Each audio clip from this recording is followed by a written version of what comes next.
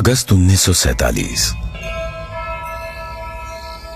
Madras presidency, Tamil Nadu. विशिष्ट लोगों का एक समूह अपने जीवन काल की एक ऐतिहासिक यात्रा की तैयारी कर रहा था। उन्हें एक महत्वपूर्ण कार्य संपन्न करने के लिए आमंत्रित किया गया था।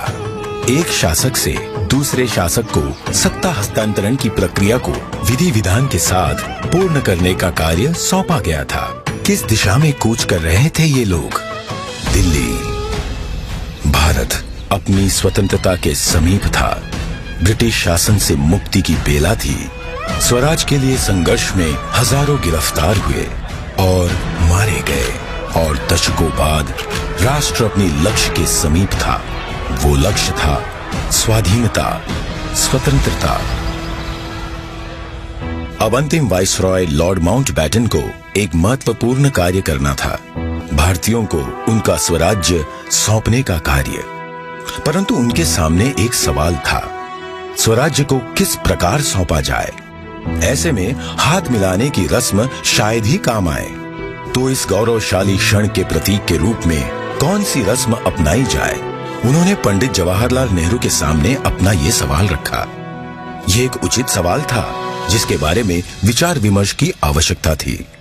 नेहरू जी ने ये प्रश्न जाने माने स्वतंत्रता सेनानी श्री सी राजगोपालाचारी के सामने रखा, जिन्हें राजा जी के नाम से जाना जाता था।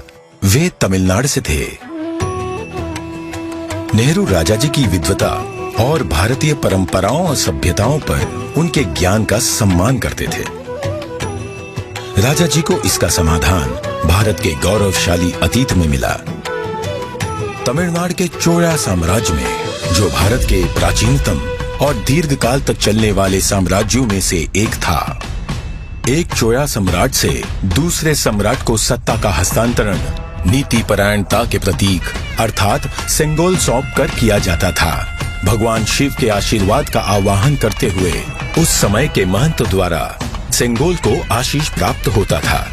क्योंकि चोला शिव के प्रबल भक्त थे, उनके द्वारा स्थापित हजारों वर्ष पुराने मंदिरों में आज भी पूजा की जाती है। राजा जी ने इसी परंपरा और समारोह के आयोजन की सलाह दी, जिसे नेहरू जी ने स्वीकार किया। राजा जी ने बिना समय गवाए इस समारोह के लिए प्रमुख धार्मिक मठ या आश्रम तिरुवावड़दुराई आदीनम से संपर्क किया, जिसे 5 सदियों पहले स्थापित किया गया था, और ये तब से चोला भूमि के केंद्र में स्थित है और आज तक कार्यरत है।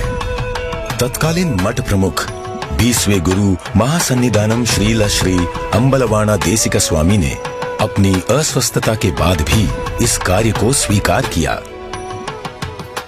उन्होंने सेंगोल बनाने का दायित्व मद्रास के प्रसिद्ध स्वर्णकार वुम्मड़ी बंगारू को सौंपा। सेंगोल के शीर्ष पर नंदी विराजमान थे, जो कि शक्ति, सत्य और न्याय के प्रतीक हैं। सेंगोल बनाने के समय को याद करते हुए 96 वर्षीय श्री वुम्मड़ी एतिराजुलु कहते हैं, आदिनम किसी की सिफारिश पर हमारे पास सेंगोल का निर्माण का न्योता लेकर आए थे। उन्होंने हमें इसके चित्र दिखाए। यह एक गोल लंबाकार वस्तु थी, जिसे बिल्कुल वैसे ही बनाना था। यह एक महत्वपूर्ण स्थान पर जा रहा था, इसलिए उच्च गुणवत्ता आवश्यक थी। हमें इसके निर्माण का आदेश मिला। यह चांदी से बना था, जिस पर सोने की परत थी। आधीनम के सानिध्य में इस निर्माण से जुड़कर मैं बहुत ही प्रसन्न था। स्वतंत्रता सबके लिए गौरवशाली क्षण था, पर आधीनम द्वारा हमें सेंगोल निर्माण का दायित्व सौंपने से उस क्षण का महत्व बढ़ गया था।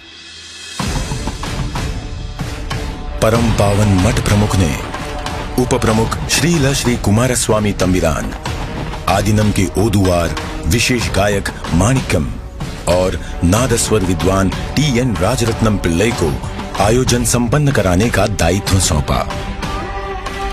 ये दल एक विशेष विमान से दिल्ली पहुंचा। 14 अगस्त 1947 की रात्रि को श्रील श्री कुमारस्वामी तंबिरान ने रीतिनुसार सेंगोल को लॉर्ड माउंटबेटन को सुपुर्द किया। और लॉर्ड माउंटबैटन से उसे पुनः स्वीकार किया। तत्पश्चात सेंगोल पर पवित्र जल छिड़का गया। शोभा यात्रा के रूप में इसे पंडित जवाहरलाल नेहरू के पास ले जाया गया। इस अवसर पर ओदुवार ने तमिल संत तिरुज्ञान संबंदर द्वारा रचित कोलर पदिगम से श्लोकों का पठन किया। महंत ने नेहरू जी को पीतांबर पहनाते हुए उन्हें रीतिनुसार सेंगोल सौंपा। अडियारगल वाणिल अरसालवार आणई नमदे, अर्थात ये हमारा आदेश है कि ईश्वर के अनुयायी राजा स्वर्ग के समान शासन करेंगे। इस वाक्य से श्लोक का समापन हुआ। इस प्रकार 1000 वर्ष पूर्व की सभ्यतागत प्रथा के अनुसार दक्षिण और उत्तर के असाधारण एकीकरण द्वारा राष्ट्र को एक सूत्र में पिरोते हुए शासन का हस्तांतरण हुआ।